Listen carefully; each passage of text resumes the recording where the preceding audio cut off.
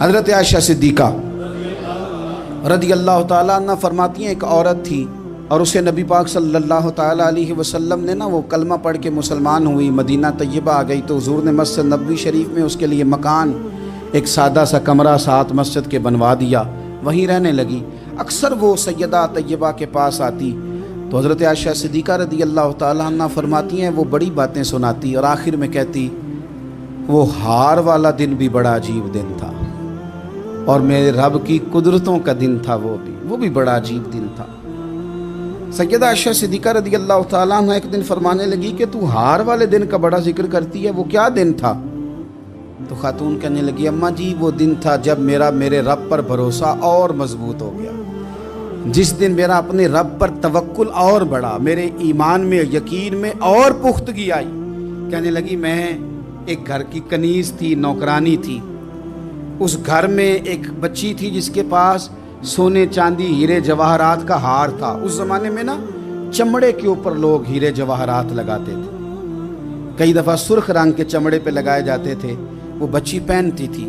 تو کہتی ہوں بچی کے اس نے اتار کے رکھا یا اس سے گرا وہ ہار تو چیل اسے اٹھا کے لے گئی گوشت سمجھ کے اور میرے سامنے اٹھا کے لے گئی۔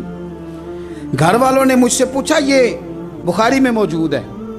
گھر والوں نے پوچھا مجھ سے کہ وہ ہار کہاں ہے تو میں نے کہا چیل اٹھا کے لے گئی۔ گھر میں کچھ چوری ہو جائے تو سب سے پہلا الزام کس پہ لگتا ہے؟ ملازمین پہ۔ کہتے انہوں نے مجھے بڑا مارا، بڑی تکلیف تھی، حتیٰ کہ میری شرمگاہ تک کی تلاشی، میری عزت اتنی خراب کی میں بتا نہیں سکتی۔ میں نے اپنی زندگی میں ایک واقعہ دیکھا، ایک امیر گھر میں چوری ہو گئی، ملازم کو اتنا مارا کہ وہ چارپائی پہ پڑ گیا، پولیس والوں سے اتنی مار پروائی گئی کہ وہ بیچارہ چارپائی پہ پڑ گیا اور پھر وہ اتنا بیمار ہوا اور کچھ دنوں کے بعد پتہ چل گیا کہ چور تو اپنا بیٹا ہے ان کا، پھر اس کا انتقال ہو گیا۔ اب وہ سیٹھ صاحب اور گھر والے آ کے مرنے والے کے کان میں معافیاں مانگ رہے ہیں، کان میں۔ تو میں نے ان سے پھر کہا تھا کہ یہ تو اب چلا گیا ہے،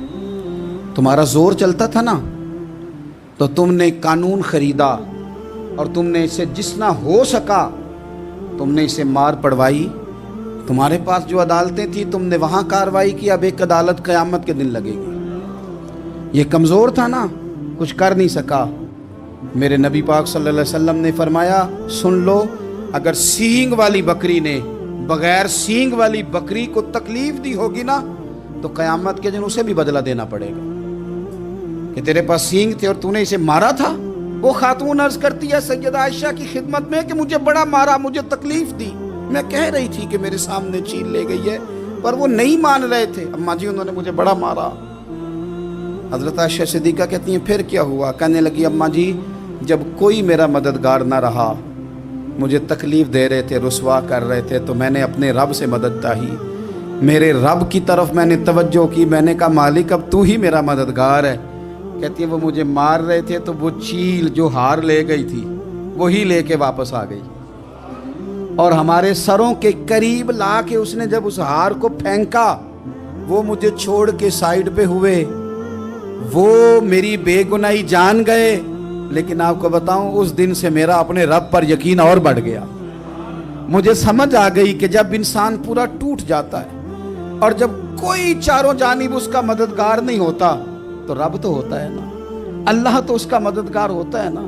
وہ تو پھر اپنے اس بندے کی مدد کرتا ہے نا۔